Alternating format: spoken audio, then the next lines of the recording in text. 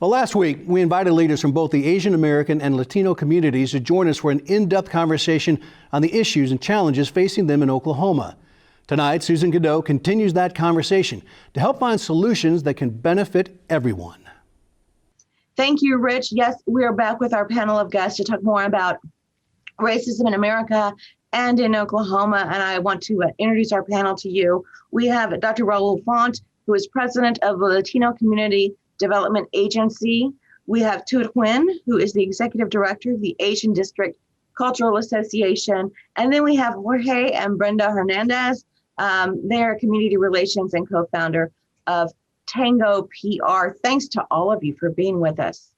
Thank you. Good to be here. For having us. So when we have the battle over immigration and then the distrust over COVID across America, hate crimes against Asians are up nearly 150%. I think it's safe to say that political world happenings do impact the different segments of society. Toon, what are you telling your people? I know you're telling people to be more precautious, to be more aware of what's around them, and that's a real conversation you're having right now with Asians in Oklahoma, correct? That's correct. I mean, we've been in talks with officials. We've been trying to do more community-driven events around education, letting people know that, hey, it's time to stand up and stand out and stand up for yourself. Because, I mean, if we're not going to stand up and protect our rights and protect ourselves, no one else is going to do it for us. Especially to Dr. Font's point a while ago about Latinos. I mean, we're non-monolithic. Just because I may look small, I am not Chinese. I'm Vietnamese, and that is where I came from. That was where I was born. And people have to be aware that Asia is a really, really big continent, and not all Asians fit into this mode of one Asian. We have a lot of different cultures amongst the Asian communities. We have a lot of representation, a lot of different countries that are represented. And so, yeah. Soon, I'm going to use a word here for those who do not educate themselves about different cultures. And I'm going to use the term ignorant in a very precise way. It's just not being educated about something. Do you think the onus is on, I did another interview and someone said, the onus isn't on me to educate you. There is material out there to educate yourselves about the different people in your community. Would you agree with that folks need to be intent on educating themselves? Yes. Intention, international, being intentional with everyone around you, and every people that you came across. I mean, it starts with education. It starts in schools. It starts in when, to Dr. Font and Brenda's, we're not born to hate. We're not born in this world with racist, in our hearts. We're born as a person, a human being, and we're gonna, we have to learn humanity. And so, and humanity is taught through family values and cultures that people from their top down, from their grandparents to the parents, to the values and the family values, to the core of your whatever you've grown up in. And that's what you take to your adult life, and hopefully you'll transcend that down to your next generations. Mm-hmm. So Jorge, I want to come to you really quickly to talk about, is there distrust now when you have the racism, when you see the bigotry, it generates a distrust in the group that is experiencing that racism towards the group that is expressing it. And the divide just seems to get bigger and bigger. There's a distrust when you're come in contact with folks. Are they going to treat me a certain way? Mm-hmm. It's a hard place to start from as far as coming together. What are you telling your kiddos? Yeah. Well, I mean, we encourage them to like you all been saying, get intentional, get involved, participate, don't be afraid. But it is tough when you don't look like the majority people in that group, in that event, or that community. But I think as adults, we have to set the example. We need to find ways to come together. whether it's through festivals, whether it's through volunteering and different nonprofit organizations. But more than anything, just making sure that we set the example that while this has been part of the history of this country, it doesn't have to be the future of this country. And we have to try and reach out and start breaking some of those barriers that sometimes are perceived and sometimes are truly there. But it takes a little bit of stepping out of your comfort level and having these conversations with people of other cultures, of other races, and breaking bread together and experiencing new cultures that you're not used to experiencing at home. So it just takes a little bit of everything to try and break some of those barriers, those stereotypes, and create a whole group of people that focus more on the things that we have in common than the things that we don't. So, Raul, I do want to ask you, let's dive deeper into the word inclusion. It's different than accepting, correct? That's correct. So inclusion is respecting our differences. That I come to the table with the same voice and with the same vote as anyone else. And so for you to be there representing who you are and what you believe in, and the people that are there accepting, you don't have to agree with me, but you have to accept that there's another way of doing things, and another say so. Mm-hmm. You know, in this country, different from any other place in the world, being bicultural is something that gives you status and you are scholarly. Here in this country, you have to assimilate. And assimilate is meaning that you have to be like everybody else when you should be acculturating. Going back to Jorge's point, we need to teach our kids to learn and honor their culture while they also learn and honor the culture they live in. You don't have to take a side. You should be embracing both, because that's what you're here for. You can't live in the United States without knowing the way the mainstream of the United States is. But you can't give it up because you have ancestors and you have other cultures that also form you. And the lack of that creates what we know as gangs. They do their own culture. I don't belong at home and I don't belong in the mainstream, so I'll do my own thing. And then we're losing thousands of kids of all colors to gangs. When we talk about unity, I've heard some people say, well, we have an Asian district in Oklahoma City, and this is a devil's advocate question, guys. You know, we know Southwest 29th, you know, is down south of I-40. It's where a lot of the Latinos live, majority of. We know on the east side of Broadway Extension, that's where a lot of Blacks, most of the Blacks, it's a Black community over there. What's happening? Why is that? Is this a good thing? I've never thought of it as a bad thing. I think it's really cool that we have the Asian district. You know, we have Stockyard City. We just have all these different areas. But is this a natural segregation? What's going on? It's gentrification. It's gentrification. Gentrification is a push out, you know, and that's dangerous. But my worst fear is that in the future, another minority that's not the one that we have, another majority becomes one of our minority groups, and they do the same thing. So we didn't learn. Yeah. You're exactly right. I mean, enclosing ourselves in a little area does not make an inclusive community. No doubt about it. So we are as guilty as everybody else. We are.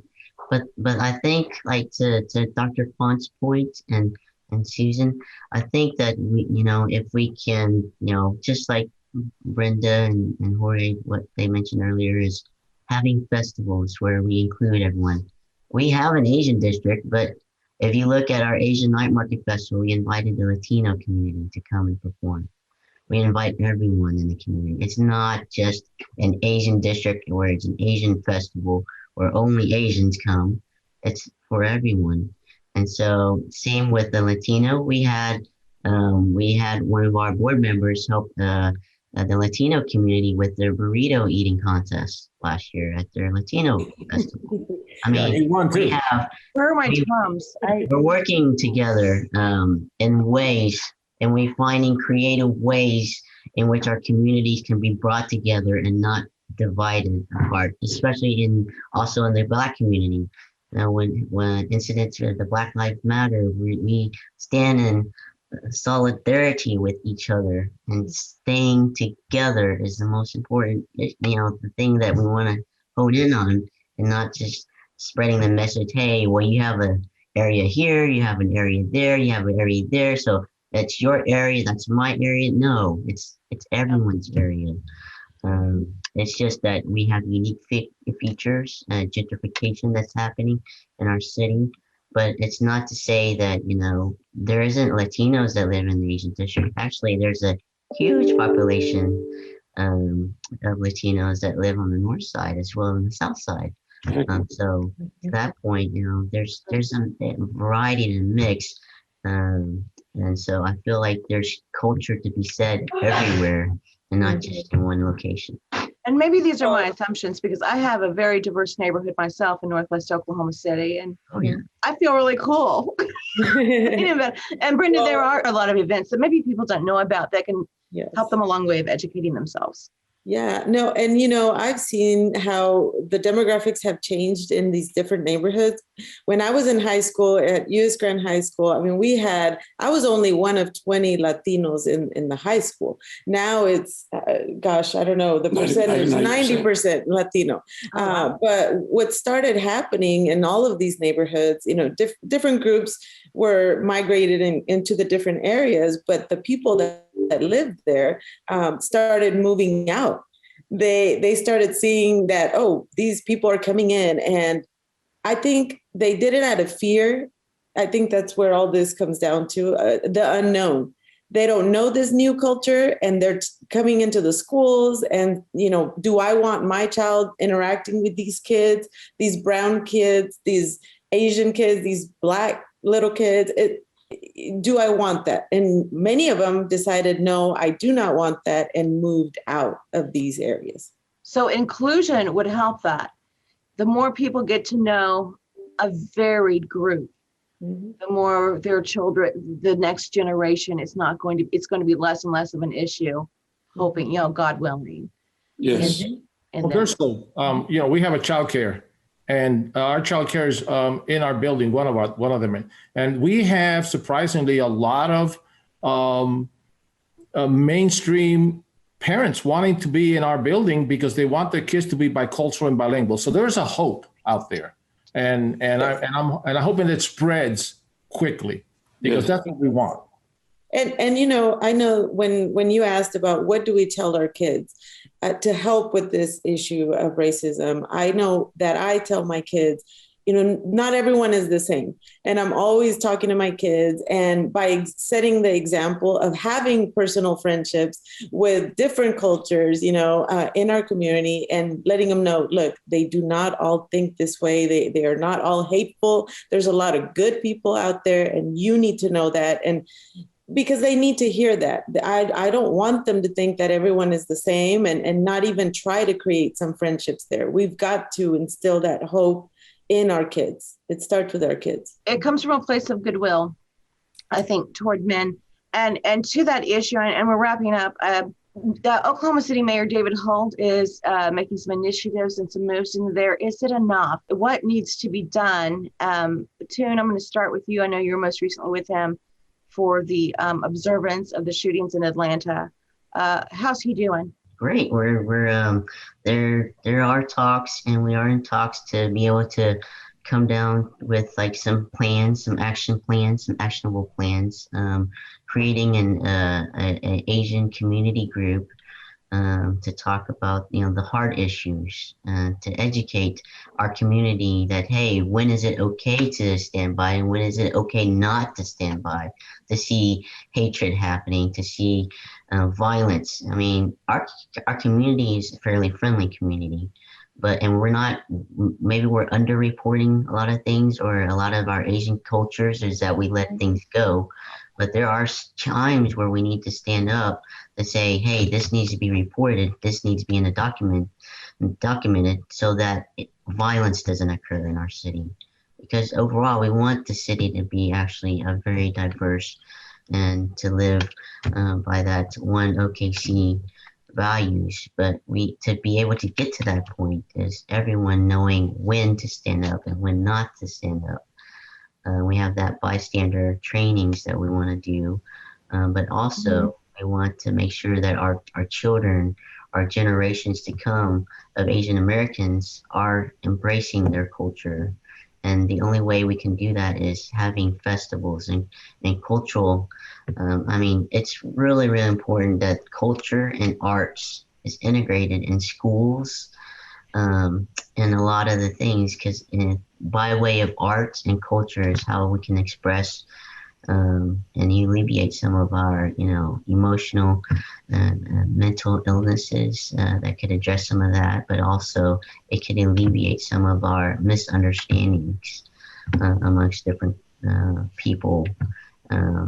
Because of that, people, when they come to these festivals or sitting around a round table, dinner table with each other and having a discussion and eating dinner and sharing, we know each other and how we want to interact and live. And so we have that respect now for each other instead of a misunderstanding or just a name or I see you as this, and therefore you are that, and so Yeah. I feel that could alleviate a lot of things in our community.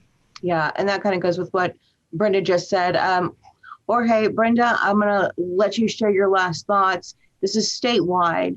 What do you wish people knew as we move forward into hopefully a new year without as many restraints as we've had in the past year? I think that I would like people to know that the Latino community is not here to take anything. The Latino community here is here to contribute, to make this country better, to help reopen the community that had to close down, the business community that had to close down because of this pandemic. We're here to make our military stronger. We're here to make our schools better, so on and so on. We bring rich family values, rich of faith. We're a faith-based community that really has a lot of common values that this country has cherished for such a long time. And so we might be slightly different colored, slightly different shaped, but we're here to make, to bring and to make this fabric of this country much stronger and better for everybody. Well, Dr. Fund, what are your final thoughts that you'd like to share with Oklahoma? I'm very encouraged by our mayor and our governor. The number of appointments that are from the Latino community really helps. That's part of the inclusion to get to that diversity. I think they have an open mind. I think they see that the economy of Oklahoma has to include and I hate to use the word minority, but the non-mainstream population. And together we could make a stronger state. Separate, we will not go anywhere. And you see the collapse of this all over the country, especially with what's happening right now in Alabama. Just because something didn't pan out in a certain way, here goes millions of dollars leaving that area that exacerbates the whole economy for that state. And we don't want that in Oklahoma. All right. I'd like to thank all of you for taking the time to enlighten us and to speak with us and have a little bit of laugh at Jorge's expense. Always a good time doing that. But thank you all for being with us, and I hope to see you again soon to continue our discussion. Thank you very much. Thank you. Appreciate you. Appreciate you.